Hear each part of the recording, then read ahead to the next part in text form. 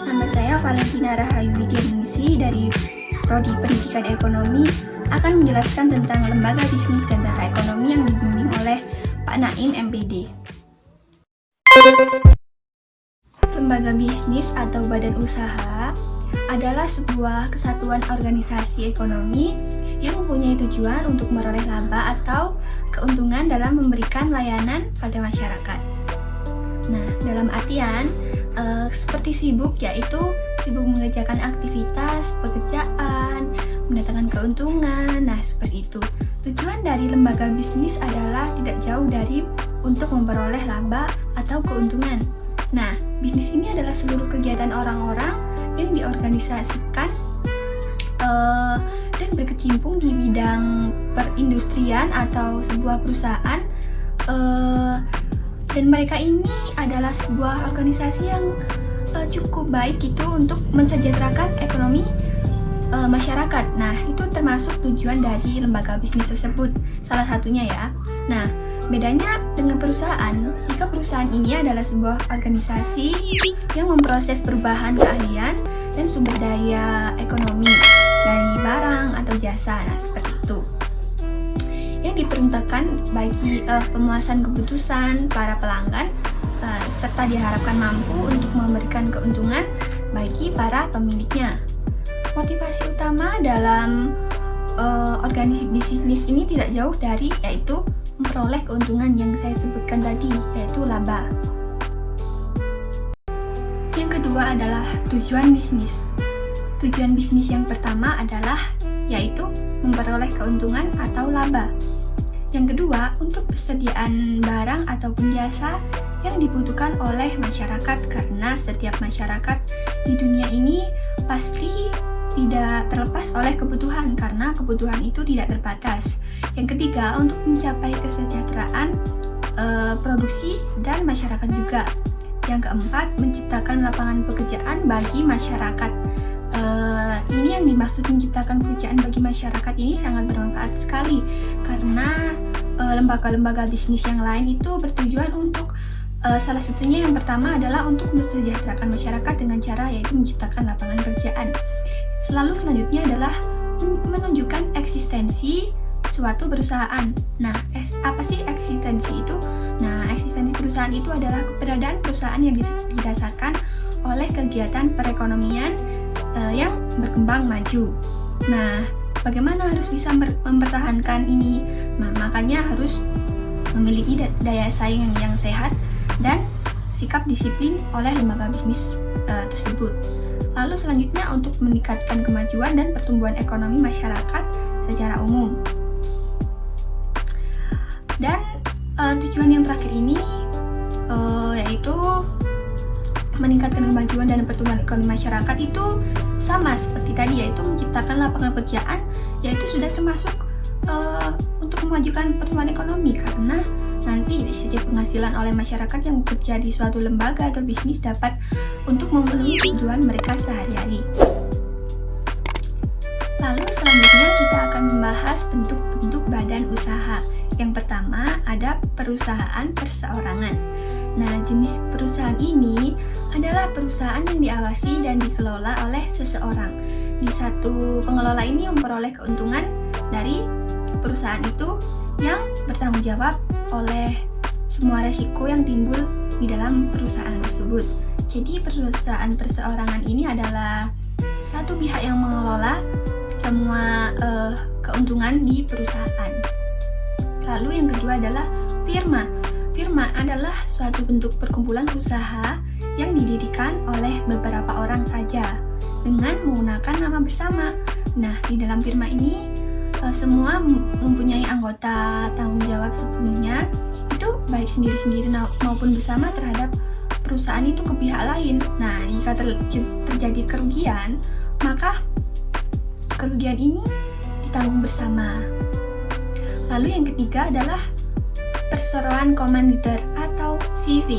Nah, CV ini adalah organisasi yang didirikan oleh beberapa orang, masing-masing itu seperti menyerahkan sejumlah uang tapi seikhlasnya, seperti itu ya, tidak perlu sama. Nah, di dalam CV ini ada dua macam, yaitu sekutu komplementer dan di mana orang-orang ini bersedia untuk mengatur perusahaan seperti itu. Komanditer itu apa sih? Nah, komanditer itu adalah orang yang mempercayakan uangnya untuk dikasih ke dalam perusahaan. Nah, seperti itu. Lalu yang keempat ada perseroan terbatas atau PT. Pasti tidak asing ya tentang PT ini. Jika teman-teman mendengar kata PT itu seperti PT Garuda Food, PT Mayora, nah seperti itu di bidang makanan, di bidang obat-obatan, banyak seperti itu ya. Nah, badan ini adalah badan yang mempunyai kekayaan, hak, kewajiban itu tak terpisah dari mendirikan atau memiliki. Maksudnya itu tanda keikutsertaan seorang yang memiliki perusahaan ini dengan memiliki saham perusahaan. Nah, seperti itu. Jika saham yang dimiliki makin besar, maka andil dalam kedudukan di perusahaan itu juga makin besar juga. Seperti itu. PT ini termasuk perusahaan yang tergolong besar. Lalu yang kelima adalah perusahaan negara. Perusahaan negara ini adalah jenis organisasi yang bergerak dalam usaha yang modalnya itu secara keseluruhan dimiliki oleh negara.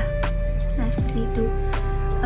Dari tujuan pendirian perusahaan negara ini adalah untuk membangun ekonomi nasional yang menuju masyarakat itu adil dan makmur. Contoh perusahaan negara ini adalah contohnya BUMN, yaitu memfasilitasi masyarakat seperti PT KAI, seperti itu di bidang transportasi ya. Lalu seperti di bidang makanan, seperti contohnya kayak obat-obatan. Nah, seperti itu. Lalu yang keenam ada perusahaan pemerintah yang lain. Nah, contohnya ini adalah Persero, perusahaan umum, lalu Perjan, perusahaan jawatan, lalu perusahaan daerah. Untuk mencari keuntungan negara sama saja perusahaan daerah ini.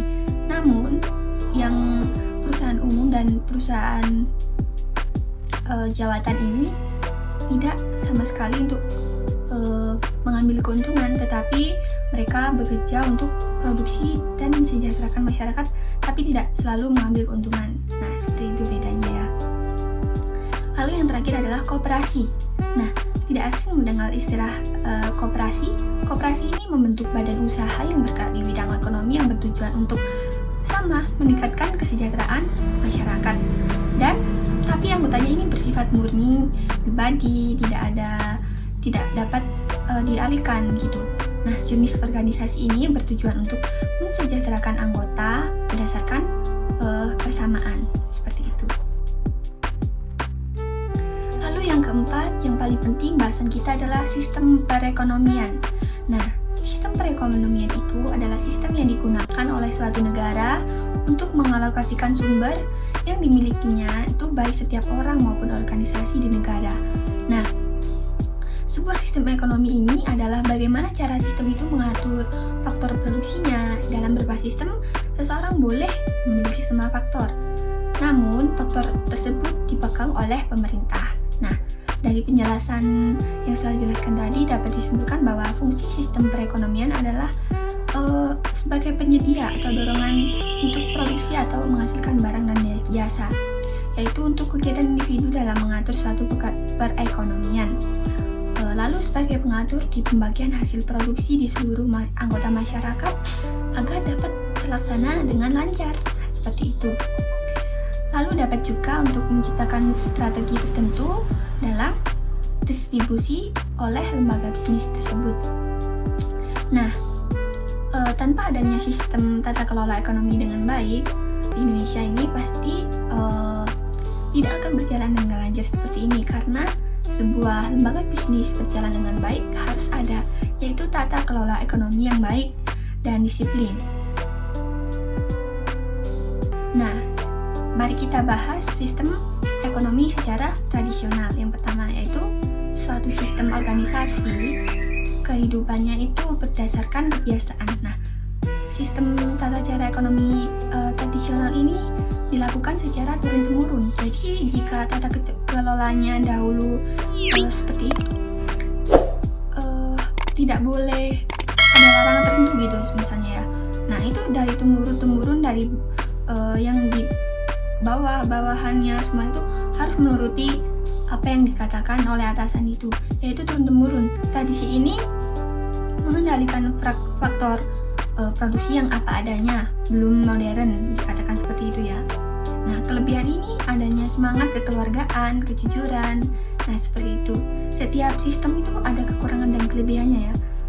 Kalau tradisional ini lebih ke kekeluargaan dan kejujuran, nah, seperti itu. Lalu yang kedua ada sistem ekonomi komando.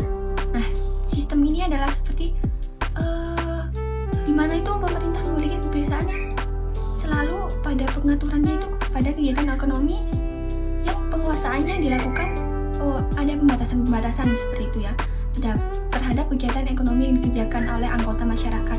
Nah, jadi ada suruhan apa gitu yang di bawahnya harus mengetahui, harus mematuhi gitu. Jadi ada batas-batasannya, tidak boleh melakukan seperti ini, seperti itu. Tapi tujuannya mereka juga baik, yaitu hanya saja harus mematuhi batasan-batasan. Nah, lalu yang ketiga adalah sistem ekonomi liberal atau kapitalis. Nah, ini sistem ini, ekonomi ini saya juga cukup baru tahu ya, yaitu sistem ini berdasarkan kebebasan atau seluas-luasnya itu bagi seluruh masyarakat dalam kegiatan perekonomian tanpa adanya campur tangan daripada pemerintah. Nah, seperti itu. Nah, landasan dari sistem perekonomian ini bertujuan secara umum untuk mencari keuntungan pribadi tanpa adanya pihak lain yang perlu dipertimbangkan. Nah, seperti itu. Nah, yang keempat ada sistem ekonomi campuran. Sistem ekonomi ini adalah sistem yang satu sisinya itu pemerintah mengadakan kebebasan bermasyarakat untuk berusaha melakukan kegiatan ekonomi. Nah, kalau tadi komando itu dibatasi, nah kalau yang ini mereka itu dikasih kebebasan gitu ya. Tapi di sisi lain pemerintah memiliki campur tangan dalam perekonomian dengan tujuan menghindari penguasaan secara penuh dari masyarakat. Nah, seperti itu.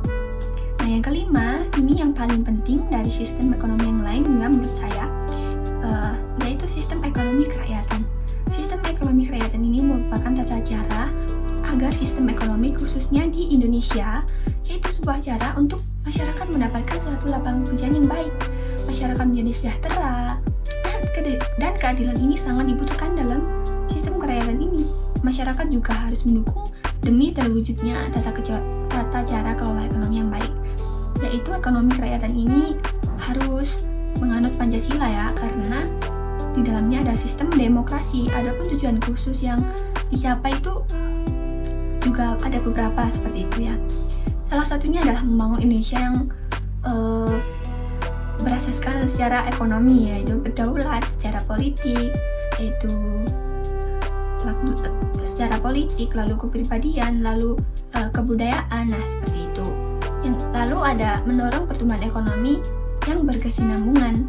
Nah, lalu ada mendorong pemerataan rakyat, meningkatkan efisiensi perekonomian secara nasional.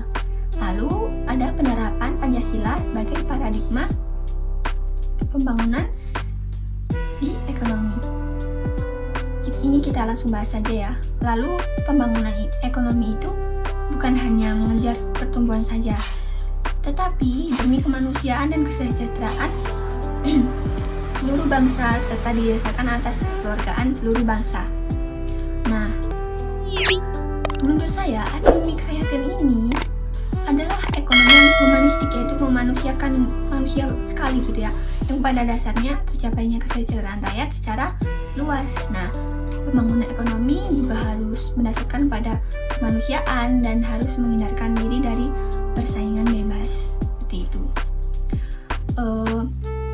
Lalu juga menghindarkan diri dari monopoli atau penindasan manusia satu dengan yang lainnya. Nah, oleh karena itu pembangunan ekonomi harus berpijak pada nilai moral dan Pancasila. Tujuan yang dicapai dari penguatan ekonomi kerakyatan adalah melaksanakan amanat konstitusi, yaitu khususnya mengenai perwujudan tata ekonomi yang disusun sebagai usaha bersama yang berasaskan kekeluargaan untuk menjamin keadilan dan kemakmuran. Itu ada di pasal 33 ayat 1 pada undang-undang itu ya. Jadi kesimpulan yang dapat saya ambil dari penjelasan yang saya jabarkan adalah sebuah lembaga bisnis tidak lepas dari tata ekonomi atau sistem ekonomi. Dalam artian, lembaga bisnis ini tidak dapat berjalan dengan sebuah sistem atau tata kelola ekonomi dengan baik. Karena sebuah lembaga bisnis dapat berjalan dengan adanya tata kelola ekonomi dengan baik dan berasaskan pada Pancasila. Paradigma Pancasila kepada sistem ekonomi ini sangat perlu karena di dalam Pancasila tersebut mengandung nilai-nilai yang penting untuk sebuah kemajuan sistem ekonomi. Nah, dari tujuan lembaga bisnis dan tata kelola ekonomi itu banyak sekali manfaat yang masyarakat peroleh, yaitu menciptakan lapangan pekerjaan buat mereka, yaitu tentunya untuk memenuhi kebutuhan mereka. Dan pastinya yang bergabung dalam lembaga bisnis ini tidak sembarangan orang ya. Pasti membutuhkan seseorang yang hebat, yang beratitude, yang pintar, dan bernorma sopan. Banyak kualifikasi yang dapat ditanamkan untuk memasuki lembaga bisnis itu. Jadi setiap orang dapat memasuki lembaga bisnis.